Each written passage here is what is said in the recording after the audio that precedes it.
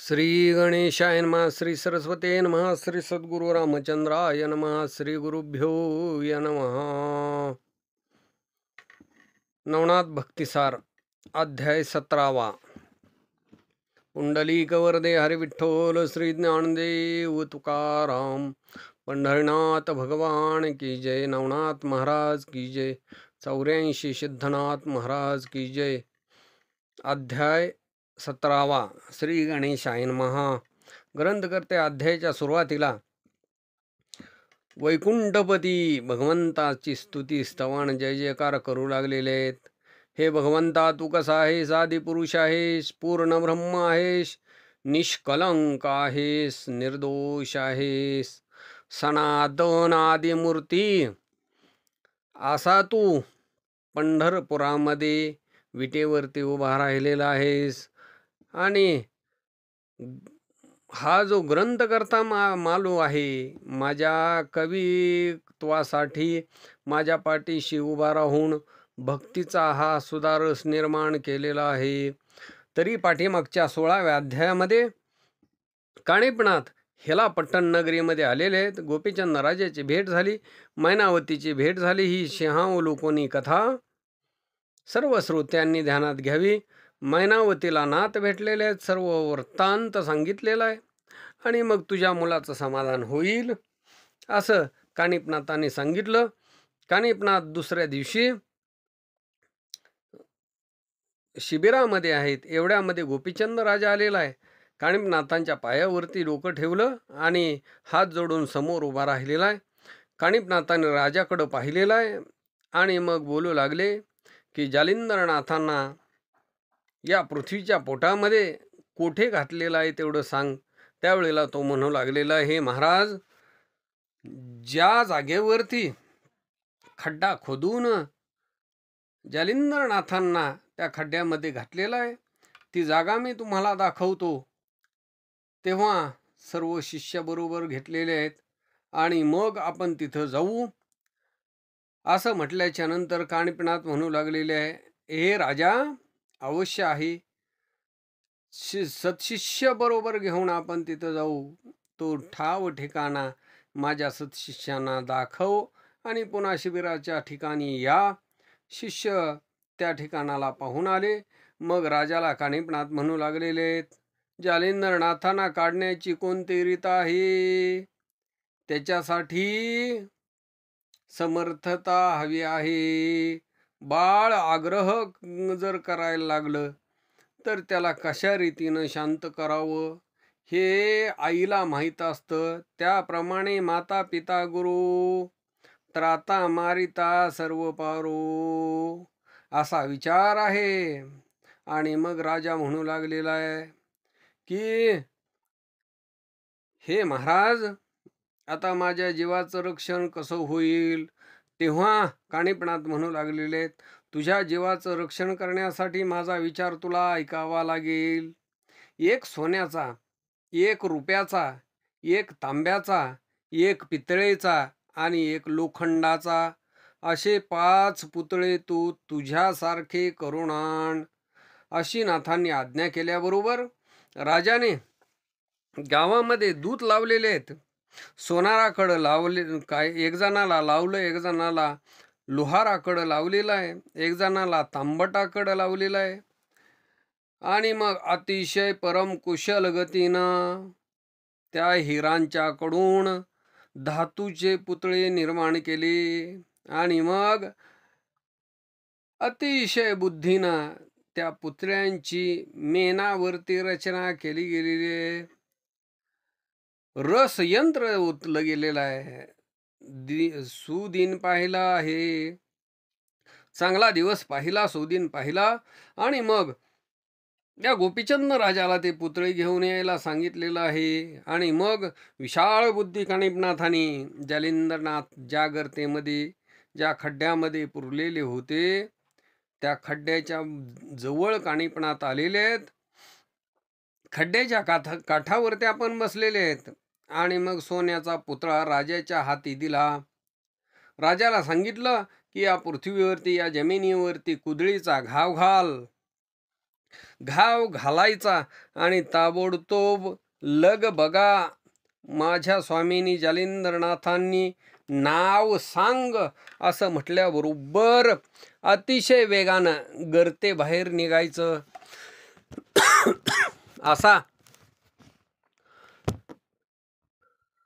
असं पहिल्यांदा सांगितलं गेलेलं आहे. आणि मग राजाच्या हातामध्ये कुदळ दिलेला आहे. गोपीचंद राजाच्या मस्तकावरती कपाळावरती चिरंजीव प्रयोगाची विभूती लावलेली आहे, भस्म लावलेलं आहे. आणि पुतळा मध्यभागी ठेवला. राजा पाठीमागं उभा राहिलेला आहे. लवकर घाव घाल असं सांगितलं. आणि राजानं त्या कुदळीचा घाव घातल्याबरोबर आतून आवाज आलेला आहे, कोण घाव घालत आहे, त्याचे नाव लवकर सांग.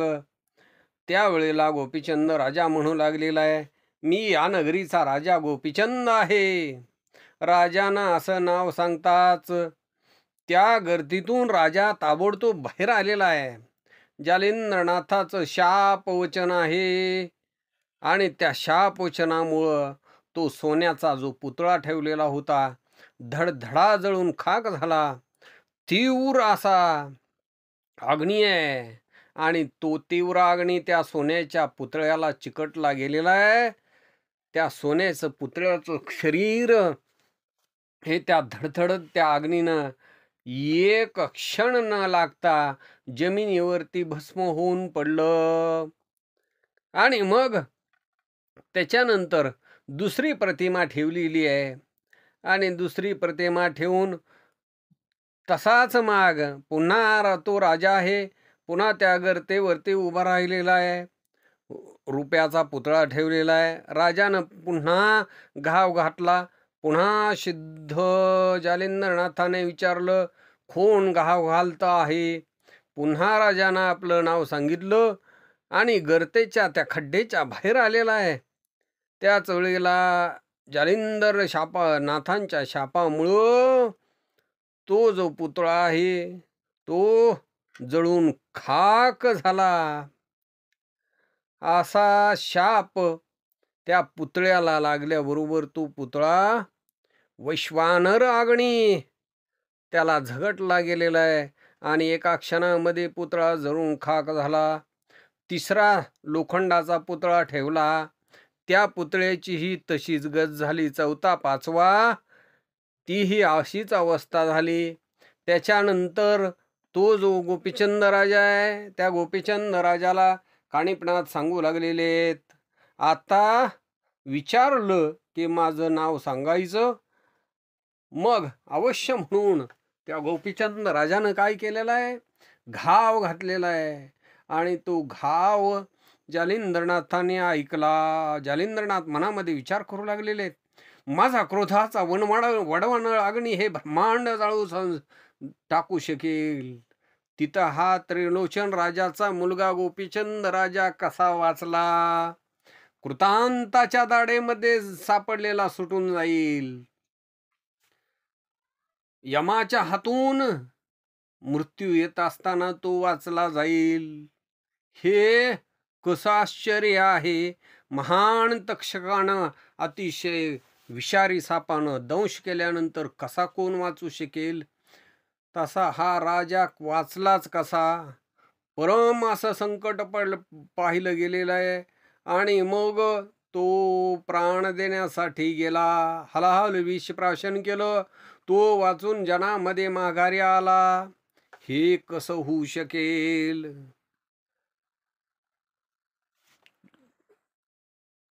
गरुडाच्या हातामध्ये गरुडाच्या पायामध्ये सापडलेला साप न मरता म्हणले कसा वाचेल. एखाद उंदीर आहे तो मांजराच्या मुखामध्ये सापडलेला आहे आणि म्हणले त्याला मृत्यूच आला नाही. असं कसं होऊ शकेल. पर्वताच्या जवळ उभा राहिलेला आहे. पर्वताचा कडा ढासळलेला आहे. त्याच्या मस्तकावरती ते सर्व दगड माती आदळलेली आहे आणि त्याच्यामध्ये एखादा वाचला हे आश्चर्य आहे. असा विचार मनामध्ये करीत जालिंद्रनाथ चित्तामध्ये म्हणू लागलेले त्याला भगवंत साह्य आहे. भगवंत याचा रक्षण करता झालेला आहे म्हणूनच हा वाचला, नाहीतर माझ्या रागापुढं हा वाचूच शकत नव्हता. असा विचार मनामध्ये जालिंद्रनाथाने केला आणि चित्तामध्ये म्हणू लागले की याला भगवंत साह्य आहे. तरी आता असं करावं, जर हा वाचलेला आहे तर आपण याला अमर करू, असा विचार मनामध्ये केलेला आहे. आणि मग इकडं काणिपनाथांनी राजाला हुंकार दिलेला आहे, राजाला सांगितलेलं आहे. काणिपनाथ म्हणू लागलेले ते, हे गोपीचंद राजा ताबडतोब घाव घाल. आणि मग गोपीचंद राजाने घाव घातलेला आहे. घाव घातल्यानंतर जालिंद्रनाथ विचारू लागलेले की अद्यापपर्यंत या पृथ्वीवरती वरून कोण घाव घालता आहे. हे गुरुचं वचन ऐकल्यानंतर गोपीचंद राजा बोलायच्या आतमध्येच अगोदरच काणिपनाथ सांगू लागलेले की हे गुरुवर्या, मी आपला दासानुदास, आपलं बालक, आपला शिष्य काणिपनाथ आहे आणि माझ्याबरोबर या नगरीचा राजा गोपीचंद राजा आहे. तेव्हा जालिंद्रनाथ म्हणू लागलेले की याच्यामुळंच हा राजा वाचला गेलेला आहे. हा गोपीचंद राजा तुम्हाला वरती काढण्यासाठी इच्छुक आहे, असं सत्शिष्य काणिपनाथांनी सांगितलं. हे गुरुवर्या, हा काणिपा आपला शिष्य तुमच्या पायाचं दर्शन घेण्यासाठी भुकेलेला आहे. असं म्हटल्यानंतर जालिंद्रनाथ म्हणू लागले, माझा सत्शिष्य जवळ आहे म्हणूनच हा गोपीचंद राजा वाचलेला आहे. तरी आता वाचला तर हा चिरंजीव होईल, चंद्र सूर्य असेपर्यंत याला अमरकांती होईल आणि या जगामध्ये याचं नाव होईल. असं म्हणून जालिंद्रनाथ स्वतःच्या डोळ्यांनी काणिपनाथाला पाहण्यासाठी तळमळ तळमळ करू लागलेले.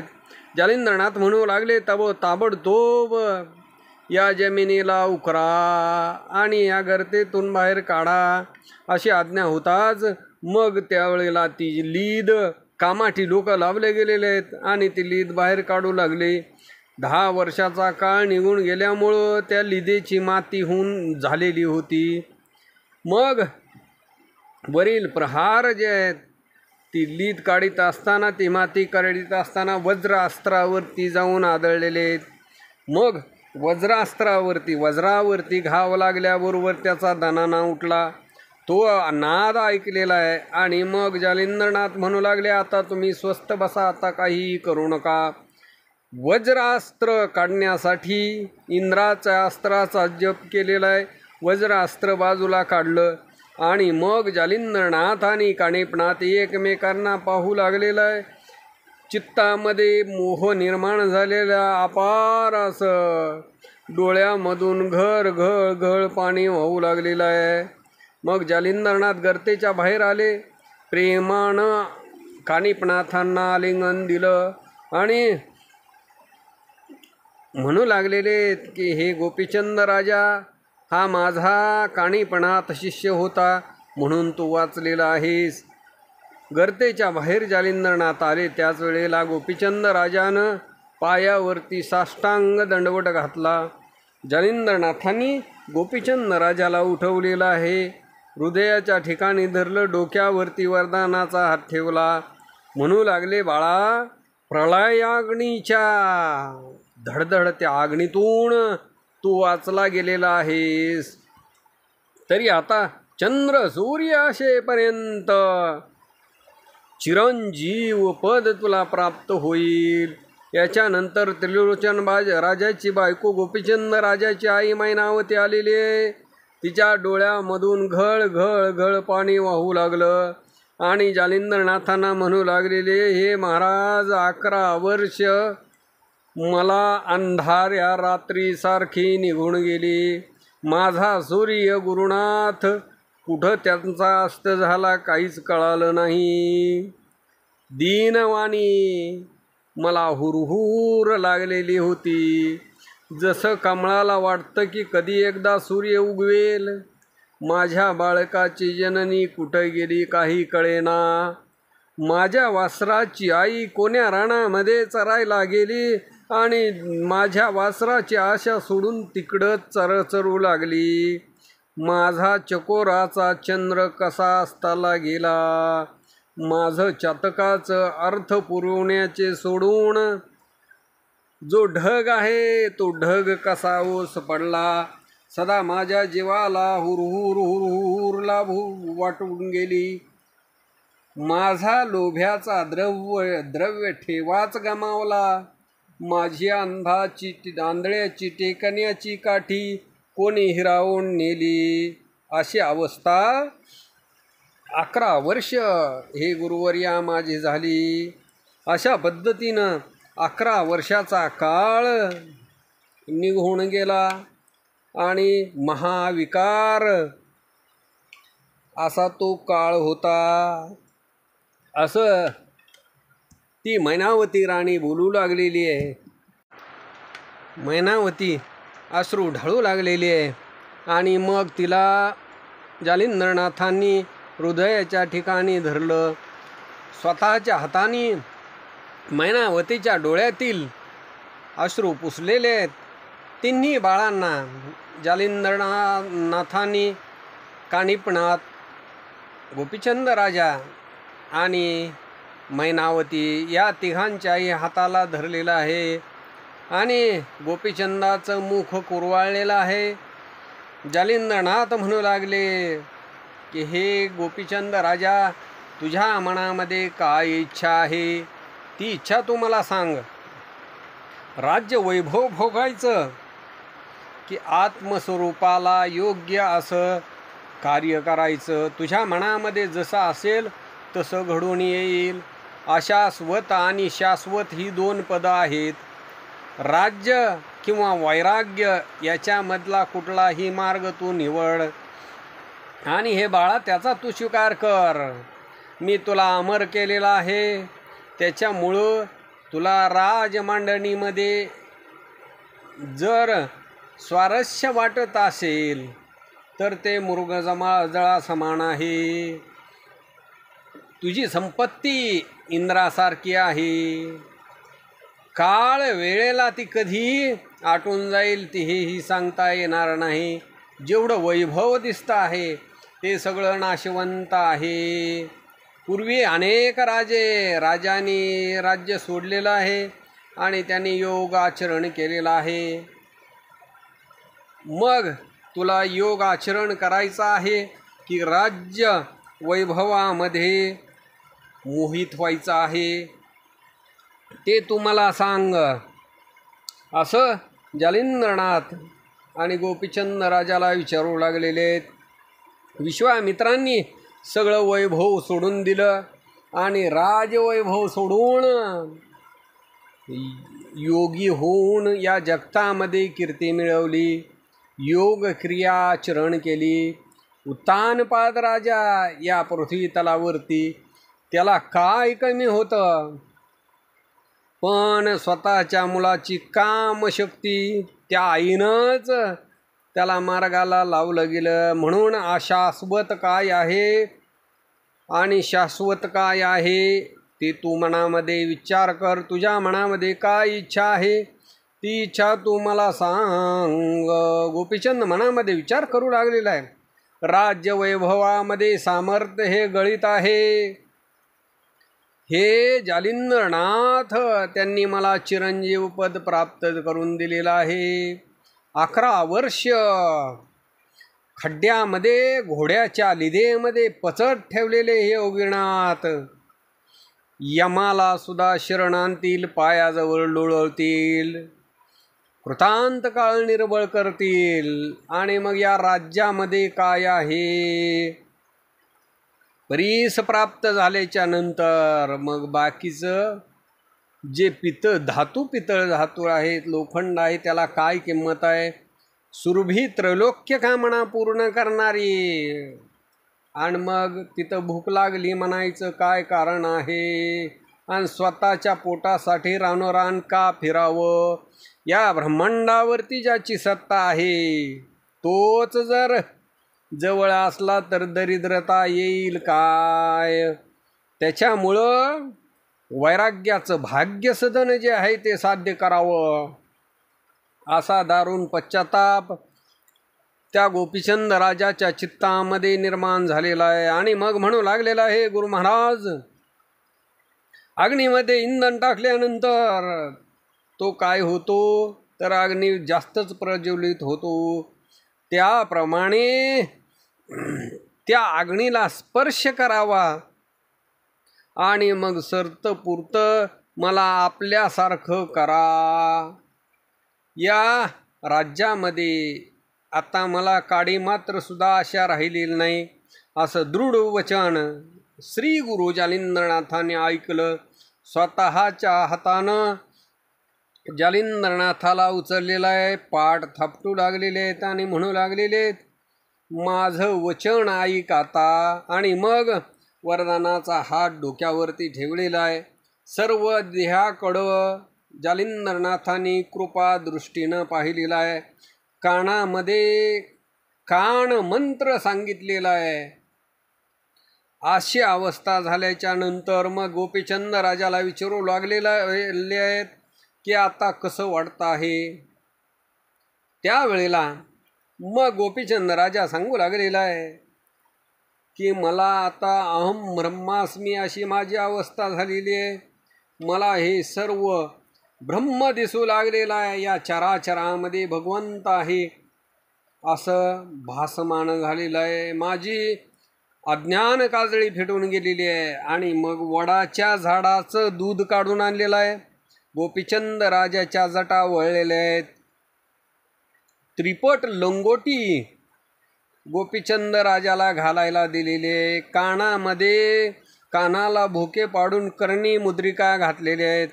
शैली कंथा परिधान केलेली आहे. शिंगी त्याचा नाद गोपीचंद राजा वाजवू लागलेला आहे. कुबडी फावडे हातामध्ये घेतलेले आहे.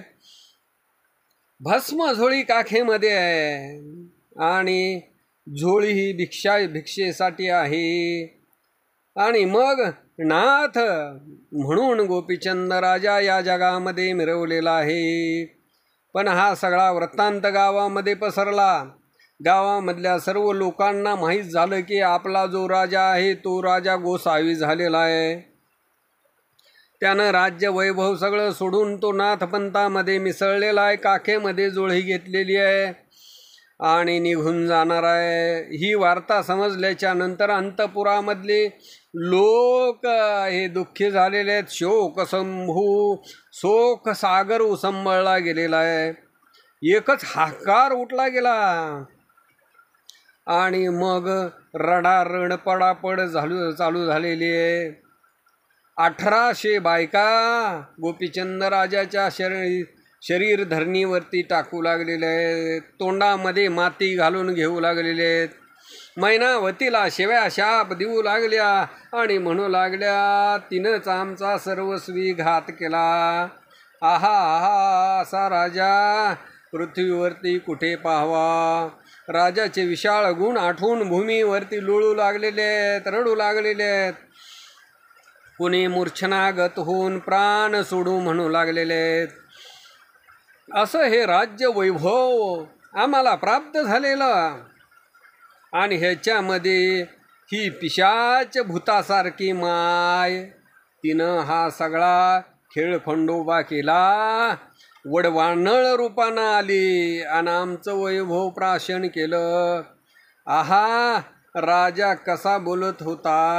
अहो, राजानं आम्हाला कधीच दुखवलं नाही. आमच्या इच्छे समान राजा आवडीनं आणून देत होते. एक म्हणू लागले, काय सांगू माझ्या राजाचं गुण. माझा जर चेहरा सुकलेला पाहिला ना, लगेच कळवळून हृदयाला मिठी घालायचे आणि प्रेमानं विचारायचे, हे बाई, तुझा मुखचंद्र का सुकलेला आहे. आणि मग माझ्या मुखावरून हात फिरवून माझं मुख कुरवाळून अतिशय प्रेमानं माझं चुंबन घेत होते. माझ्या मनातली इच्छा, माझं मनोरथ पूर्ण करणारा हा माझा राजा होता. असं म्हणून आक्रोश करू लागलेले आहेत, रडू लागलेले आहेत. एक सरेण शब्द काढू लागलेले आहेत. माझ्या वासराची गाय मला एका क्षणभर न विसरणारी, हाच माझा राजा वनामध्ये चाललेला आहे. आता या राजाचं माझ्या पती परमेश्वराचं मुख कुठं पाहू.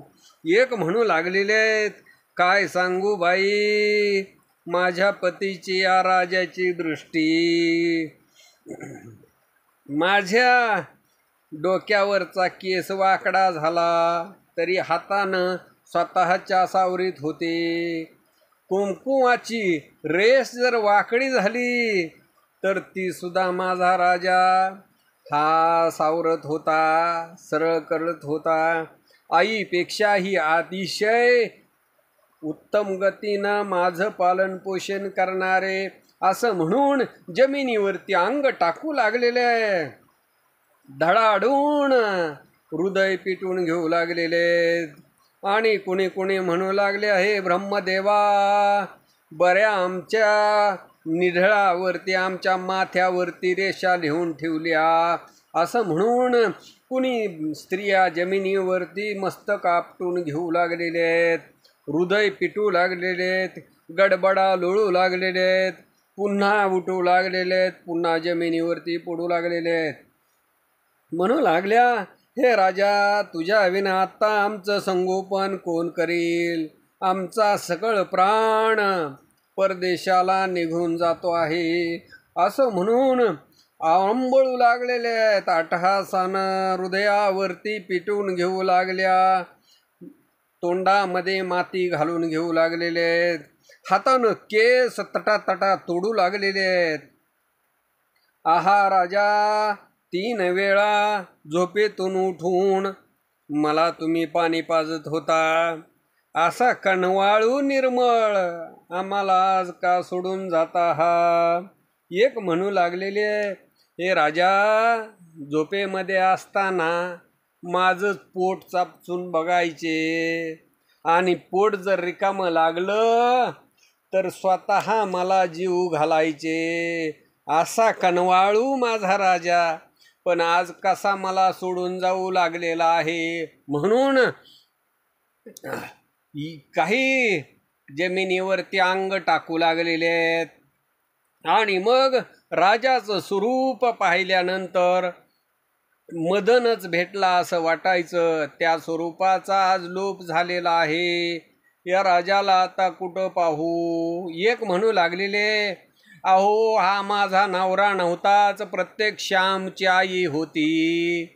आणि आईसारखं पालन पोषण करून आज निष्ठुरपणानं वनामध्ये आपल्या पाडसाला लेकराला सोडून जावं, तशी कशी जाऊ लागलेली आहे. एक म्हणू लागलेले, माझी पाडसाची हरणी आज जाते मला सोडूनी. जसं कासव आपल्या पिलाकडं कृपादृष्टीनं पाहतं आणि त्या पिलाची भूक भागली जाते, तशी आमची कृपेची माऊली आज निघून जाऊ लागली. एक म्हणू लागलेली आहे, आज माझ्या माशाचं समुद्राचं पाणी आज कसं आटून गेलं आणि त्याच्यामुळं दुःखरूपी सूर्याचं ऊन माझ्यावरती पडलं. मला हे 6वे नास झालं. एक म्हणू लागलेली आहे, माझी स्नेहाची आई माऊली मला प्रेमाचा पाना पाजत होती. आज या वियोग वनामध्ये ती चुकली गेलेली आहे आणि चुकून जाऊ लागली. हे सगळं दैवानं घडलेलं आहे. एक म्हणू लागलेली आहे, आमची पिलांची पक्षिणी अंड्या समान आम्हाला पाळत होती. चोचीमध्ये आणि चारा घेऊन जसं पक्षीण आपल्या अंड्यातून बाहेर आलेल्या पिलाच्या चोचीमध्ये घास घालते, त्याप्रमाणे सांभाळ करणारा आमचा राजा. एक म्हणू लागलेले, चातकासारखं आणि पावसाचे थेंब मुखामध्ये घालणारा आमचा हा प्रेमाचा पान्हा पाजणारा हा ढग कसा ऊस पडला गेलेला आहे असं म्हणून आरंबळू लागलेले आहेत, दुःख करू लागलेले आहेत, एकमेकीच्या गळ्यामध्ये गळा घालू लागलेले आहेत, एकमेकींच्या गळा पडू लागलेले आहेत, आक्रोश करू लागलेले आहेत, आरंबळू लागलेले आहेत, रडू लागलेले आहेत, पडू लागलेले आहेत, पुन्हा उठू लागलेले आहेत. असा आकांत अंतपुरामध्ये झालेला आहे. इकडं जालिंद्रनाथांनी राजा गोपीचंदाला सांगितलं, हे राजा तू आता तप करण्यासाठी निघून जा. पण राजा तुला एक गोष्ट सांगतो ती ऐक. रत्नाची कसोटी ही पाहिली जाते. त्याच्यामुळे तुझ्या 1800 स्त्रिया आहेत, त्या स्त्रियांच्याकडं जाऊन तू भिक्षा मागून ये. अलख आदेश निरंजन असा सवाल मुखातून कर. अंतपुरामध्ये राजनगरीमध्ये प्रवेश कर आणि हे बाळका तू भिक्षा मागून ये. हातामध्ये जी तुझ्या शिंगी आहे त्या शिंगीचा नाद कर. बायकोच्या दारामध्ये जायचं आणि भिक्षा वाडा माई असं म्हणायचं. मग तिथून भिक्षा मागून आल्यानंतर तू तपाला निघून जा. अवश्य म्हणून गोपीचंद राजा अंतपुरामध्ये नगरीमध्ये शिरला गेलेला आहे. अलख निरंजन असं मुखामध्ये म्हणू लागलेले आहेत, भिक्षा वाडा माई, ये माई मला भिक्षा वाढ असं म्हणू लागले. ते त्या स्त्रियांनी पाहिलेलं आहे. अगोदरच दुःख आक्रोश करत होत्या आणि आपल्याच दारामध्ये येऊन आपला नवरा भिक्षा वाडा माई म्हणायला लागलेला आहे. महान शोकामध्ये त्यांनी उड्या घातलेल्या आहेत. एकच कोल्हाळ रडारड पडापड उठलेली आहे आणि त्याचा आवाज आकाशापर्यंत जाऊ लागलेला, आदळू लागलेला आहे. एक एक आपल्या डोकीचे केस हातानं तोडू लागलेले आहेत. एक हातामध्ये माती घेऊन मुखामध्ये घालू लागलेले आहेत. एक म्हणू लागलेले आहे, 10 दिशा आता ऊस पडल्या गेलेल्या आहेत. एक धुळीमध्ये लोळू लागलेली आहे, एक पुन्हा उठू लागलेली आहे, एक पुन्हा पडू लागलेली आहे, गडबडा लोळू लागलेली आहे, हृदय पिटवून आक्रोश करू लागली. एक जण डोकं जमिनीवरती आपटू लागलेले. एक राजाचं रूप पाहून म्हणू लागलेले, आहा हा हा, कसा राजा सूर्यासारखा तेजस्वी आज मात्र काजव्यासारखा दिसू लागलेला आहे. आहा काय राजाचं वैभव, पण आज दीनवाणी मेरू मांदार सोडून एक मशक दृष्टी चिलटासारखा आज दिसू लागलेला आहे. राजाच्या हातून अपार याचकांना धन वाटणारा आज तोच राजा काखेमध्ये झोळी घातलेली आहे आणि घरोघरी कण मागू लागलेला आहे, भिक्षा मागू लागलेला आहे असं म्हणून आक्रोश करू लागलेले आहेत. जमिनीवरती अंग टाकू लागलेले आहेत. पुन्हा राजाचं मुख पाहू लागलेले आहेत. असो असा तो गोपीचंद राजा अंतपुरामध्ये प्रवेशला गेलेला आहे. आदेश निरंजन म्हणू लागलेला आहे.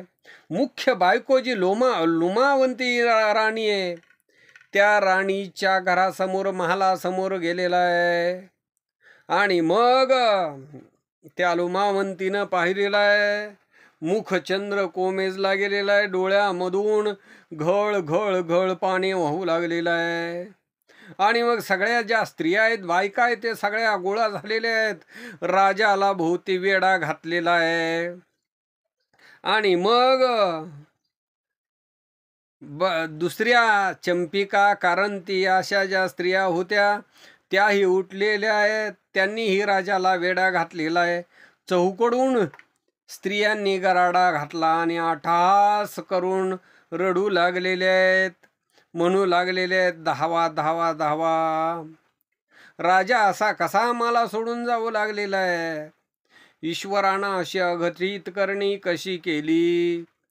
आम्हा दरिद्र्याचं जे मांदूस होतं, ते धनाचं गाठोड होतं, ते आज हरवलं जाऊ लागलेलं आहे. आणि म्हणून हे राजा तुमच्याशिवाय हे आमचं शरीर प्राणाविन शरीर असावं तसं दिसू लागलेलं आहे. आम्ही सर्व स्त्रिया या अंध आहोत आणि आमची आंधळ्याची काठी फिरवून नेऊ नका. तुम्ही हितच योग आचरण करा. आम्ही तुमचं छळण करणार नाही. आम्ही तुम्हाला विषयामध्ये गोवणार नाही. तुम्हाला जिथल्या तिथं शांत बसू. पण हे शीतपर जीर्णास वस्त्र घालून तुम्ही मात्र कुठंही जाऊ नका.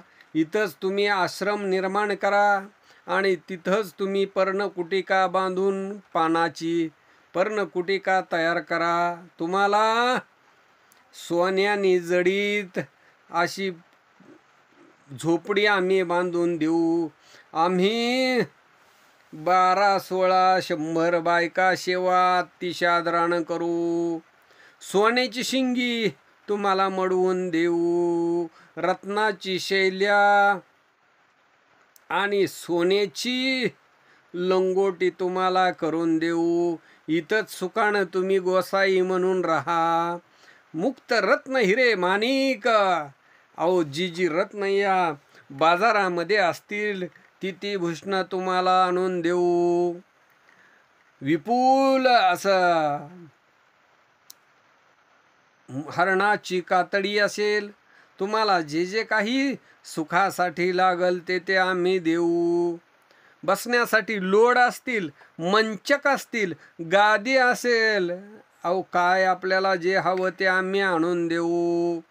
भिक्षा तुकड्यासारखं सूक्ष्म कठीण अन्न खाण्यापेक्षा इथं षड्रसान्न खावा. आम्ही तुम्हाला तूप आणून देऊ, दूध आणून देऊ, दही आणून देऊ, पंचपक्वान्न आणून देऊ. त्याचं तुम्ही सेवन करा आणि योगी म्हणून वैराग्य म्हणून इथंच राहा. एकटेपणानं वनामध्ये जाऊ नका. तिथं काय तुमची दासी सेवा करतील का? म्हणून इथंच तुम्ही योग आचरण करावा.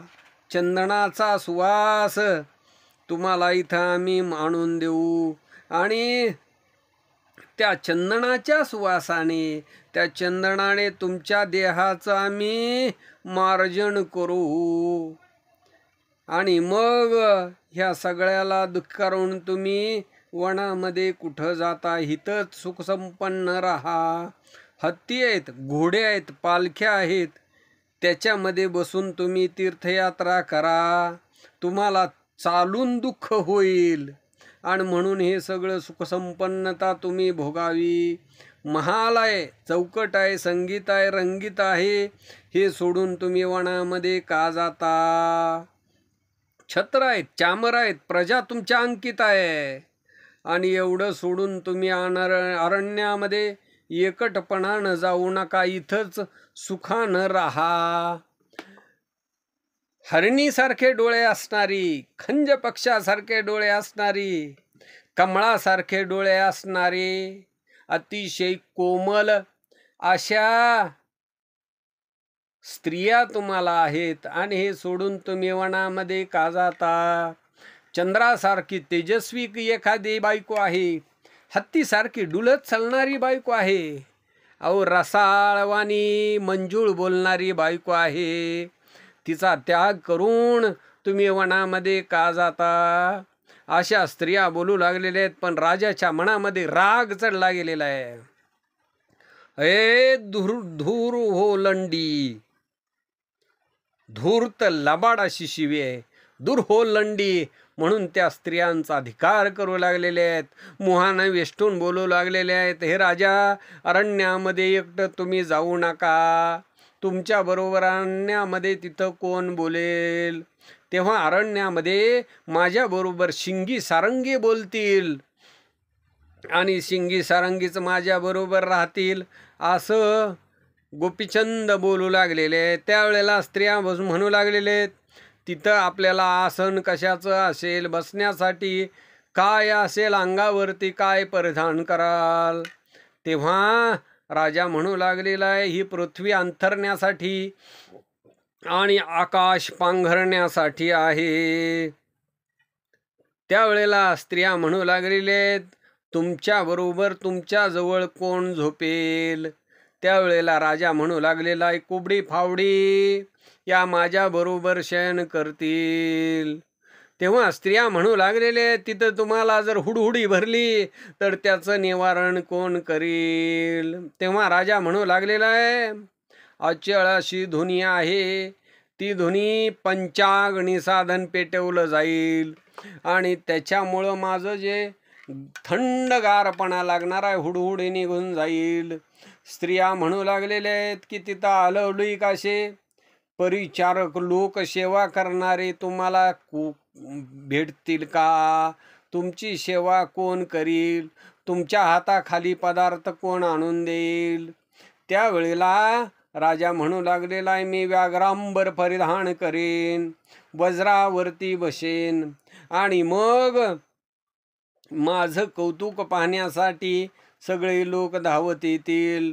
तेव्हा स्त्रिया म्हणू लागलेले की तुम्हाला प्रीतियुक्त प्रेमानं मायावंत मायेचं आपलं जवळचं आई बाप बहीण मुलगा मुलगी बायको अरण्यात कुणीच नाही. त्यावेळेला राजा म्हणू लागलेला आहे, विश्वरूप घर घर आई घर घर बाप, आम्हा वैराग्यांना इष्ट मित्र सगळे हे विश्व आहे. तेव्हा स्त्रिया म्हणू लागलेले आहेत, षड्रस पंचपक्वान्नाचं अन्न वनामध्ये कुठून मिळेल? त्यावेळेला राजा म्हणू लागलेला आहे, वनामध्ये जी सुगम अतिशय चविष्ट अशी फळं आहेत ती मी सेवन करीन. स्त्रिया म्हणू लागलेले आहेत, तिथं पैसा अडका वनामध्ये तुम्हाला कुठून मिळेल? तेव्हा राजा म्हणू लागलेला आहे, ब्रह्मरूपानं देणं आणि घेणं हा व्यवहार आहे. स्त्रिया म्हणू लागलेल्या आहेत, तुमची जर लंगूट फाटली तर पुन्हा तुम्हाला कुठून मिळेल? त्याच्यासाठी काही तुमच्याजवळ पैसा अडका आहे का? राजा म्हणू लागलेला आहे, इंद्रियाचं दमन केलं, तीच इंद्रिय दमनाची विषय रूपी कासोटी, त्या विषय रूपी कासोटीचा त्याग करून तीच परिधान करीन. स्त्रिया म्हणू लागलेले, तुमची जर कंथा फाटली तर ती कुठून मिळेल? राजा म्हणू लागलेला आहे, मी योग आचरण केल्यानंतर दिव्य कंथा प्राप्त होईल. स्त्रिया म्हणू लागलेले आहेत, शिंगी सारंगी फुटून गेली तर मग कुणाबरोबर तुम्ही बोलाल? तेव्हा राजा म्हणू लागलेला आहे, सगुण निर्गुण हीच शिंगी आणि सारंगी आहे. वेदशास्त्राचा मूळ तंतू, मूळ गाभा जो आहे तोच सगुण आणि निर्गुण आहे. त्याच्यामुळं सुखसंवाद त्यांच्याबरोबर करीन. स्त्रिया म्हणू लागलेल्या आहेत, कुबडी फावडी जीर्ण झाल्यानंतर त्या देशोधडीला लागतील, मग सुखाची झोप कशी येईल ती तुम्ही सांगा. तेव्हा खेचरी आणि भूचरी ही योगमुद्रेची नावं आहेत. अदेह विदेह प्रकाश स्वरूपमय वाम आणि दक्षिण हे पाहून मी डोळ्यामध्ये निरंजन घालीन. स्त्रिया म्हणू लागलेले, शैल्य तुटून गेल्यानंतर कुठून आणाल? गोपीचंद राजा म्हणू लागलेले, मोक्षयुक्ती साधन म्हणजेच माझं शैलभूषण आहे. स्त्रिया म्हणू लागलेल्या आहेत, कानामध्ये ज्या मुद्रिका आहेत त्या जर गमावल्या तर मग आपल्याला वनामध्ये काय करावं लागेल? नाथपंथामध्ये मिरवण्यासाठी कर्णमुद्रिका लागतात. तेव्हा योगमुद्रा ज्या आहेत त्या योगमुद्राच मी कर्णद्वारामध्ये घालीन. अलक्ष्य अगोचरे अशा मुद्रिका मी माझ्या गुरुनं मला घातलेल्या आहेत. असं उत्तरोत्तर बोलत असताना गोपीचंद राजा म्हणू लागले की हे माई ताबडतोब भिक्षा द्या. तेव्हा त्या धरण्यासाठी धावू लागलेले आहेत, कारण गळ्याला मिठी घालण्याचा प्रयत्न करू लागलेले आहेत. असं चांचल्य गुणयुक्त दृष्टी गोपीचंदांनी पाहिलेलं आहे. कुबडी फावडी उगारलेली आहे आणि दूर हो लंडी असं म्हणू लागलेले. ते मैनावती गुप्त रूपानं पाहू लागलेले आहे. सिद्धार्थांना हातामध्ये घेतलेलं आहे आणि पुत्राला भिक्षा वाढण्यासाठी ती गोपीचंद राजाच्या जवळ आलेली आहे.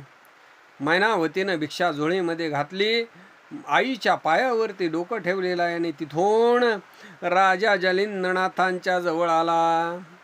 मग झालेला सगळा स्त्रियामधला व्यवहार मैनावती येऊन जालिंद्रनाथांना सांगितला. असा उभयतांचा वृत्तांत ऐकून जालिंद्रनाथांनी मान हलवलेली आहे. मग 3 रात्र राजाला ठेवून घेतलेला आहे, बहुर्त अर्थ उपदेश केलेला आहे. मग लोमावंतीचा मुलगा गोपीचंद राजाचा सूत आणि तोच मुक्तचंद नावाचा, त्याला राज्यपदावरती बसवलेला आहे. त्याला त्या नगरीचा राजा केलं. स्वयं जालिंद्रनाथांनी त्याचा राज्याभिषेक केलेला आहे. मंत्री, प्रजा, सेवक लोक त्याच्या हाती ठेवलेले आहेत. आणि गोपीचंद राजा सांगू लागलेला आहे की हे गोपीचंद राजा, तो आता बद्रिकाश्रमामध्ये जा, बद्री केदार महादेवांना नमन करून तो तपाला बस.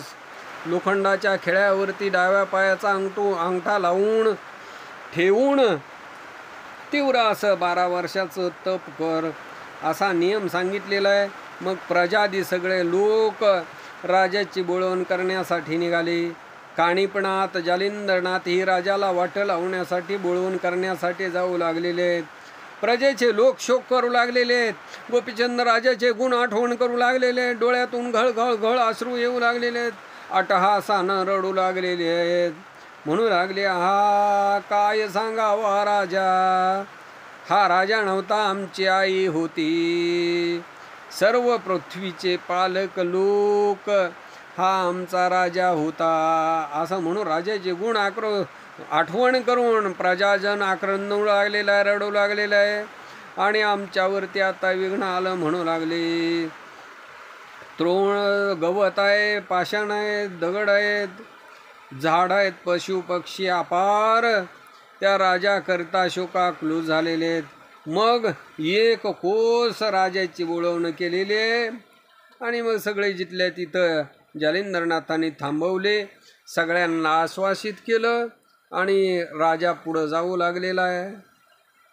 लोक मात्र जागोजाग उभा राहून राजाकडं पाहू लागलेले आणि म्हणू लागले, आमची आई आज निघून गेली, आता कधी भेटेल.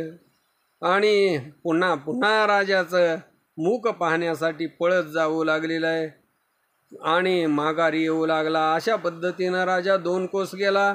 सगळेजण मग निराश झाले आणि मागे उलटून गावामध्ये प्रवेशले गेलेले आहेत. राज अंगणामध्ये येऊन सगळेजण दीनवंत बसलेले आहेत. प्राणरहित शरीर व्हावा असं सगळ्यांना वाटू लागलं. मग जालिंद्रनाथांनी त्या राजवाड्यामध्ये जाऊन मुक्ताचंदाला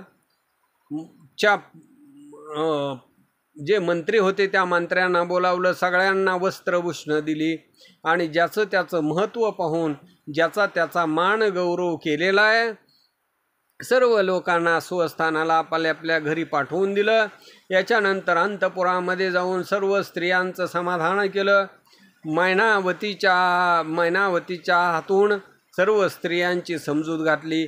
मुक्तचंदाला आणून मैनावतीच्या हातामध्ये दिलेला आहे आणि मैनावतीला जालिंद्रनाथ म्हणू लागले की हा मुक्तचंद म्हणजेच गोपीचंद राजा आहे असं समज आणि याचं चिंतामण्यासारखं रक्षण कर, याच्या मनाचं मनोरथ पूर्ण कर. अशा पद्धतीनं समाधान करून राज्यासनावरती मुक्तचंदाला बसवलं. मुक्तचंदाच्या हातून अनेक असं याचकांना धन द्रव्य दान दिलेलं आहे. जालिंद्रनाथ, काणिपनाथ सर्व समुदायासहित 6 महिने ह्याला पट्टणनगरीमध्ये राहिले. सर्वांचं मन प्रसन्न केलं. जालिंद्रनाथाचा प्रताप सघन आहे आणि त्याच्यामुळे तिथं कोण विघ्न करू शकणार आहे. इकडं गोपीचंद राजा बहिणीच्या गावाच्या दिशेनं जाऊ लागलेला आहे. तिथं अतिशय सुरस रसभरीत अपूर्व अशी कथा घडली जाईल आणि ते चरित्र पुढच्या 18व्या अध्यायामध्ये आपल्याला ऐकायला मिळेल ते श्रोत्यांनी श्रवण करावं. असं नरहरीच्या वंशामध्ये धुंडीचा मुलगा मालू शांतांचं शरणागत असलेले सांगू लागलेले आहेत. स्वस्ती श्री भक्तिकथासार संमत गोरक्ष काव्य किमेगार सदा परिसुत भाविक चतुर सप्तदशाध्याय गोढा. श्रीकृष्णार्पणमस्तु. शुभम भवतु श्रीरस्तु. श्री नवनाथ भक्तिकथासार सप्तदशाध्याय समाप्त. 17वा अध्याय समाप्त. पुंडलिक वरदे हरी विठ्ठल. श्री ज्ञानदेव तुकाराम. पंढरीनाथ भगवान की जय. नवनाथ महाराज की जय. 84 सिद्धनाथ महाराज की जय.